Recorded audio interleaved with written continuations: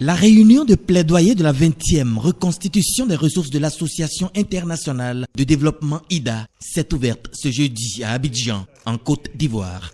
Le président Patrice Talon a pris part aux travaux aux côtés d'une dizaine de ses pairs du continent et d'autres délégations d'institutions financières. En 2020, l'Afrique a connu sa contre-performance la plus jamais enregistrée en raison des 3C, la Covid-19, les conflits et le climat.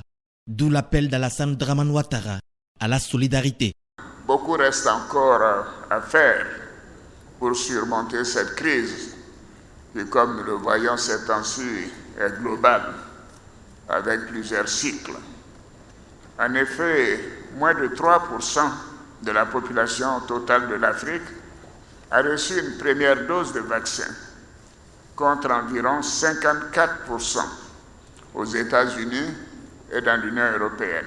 Il s'agit à travers ces assises de soutenir une relance forte suite à la crise engendrée par la pandémie Covid-19 et d'aider le continent à poursuivre sa transformation économique. Nous ne nous lasserons jamais d'appeler à une restructuration urgente de la dette, accompagnée d'une politique audacieuse allant au-delà de ce qui est prévu en matière de droits de tirage spéciaux pour soulager les besoins pressants de liquidités immédiates, pour l'achat de vaccins et pour jeter les bases de la relance économique.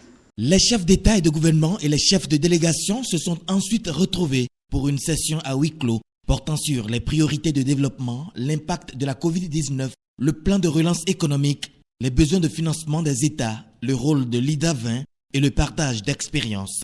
Ils ont abouti à une déclaration finale.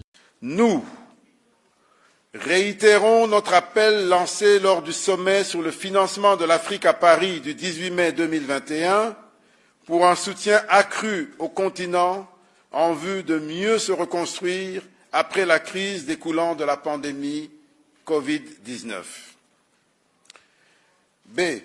Exhortons les donateurs de l'IDA à soutenir une reconstitution ambitieuse et importante des ressources de l'IDA 20 pour une mobilisation d'au moins 100 milliards de dollars américains d'ici à la fin de l'année 2021, afin d'atteindre les objectifs énoncés dans la présente déclaration. C. Travailleront à améliorer significativement notre capacité d'absorption des ressources pour une exécution diligente des projets et programmes. Dernier point. Nous nous engageons à poursuivre les efforts de mobilisation des recettes fiscales et à utiliser de façon transparente et efficiente les ressources mobilisées tout en renforçant la gouvernance.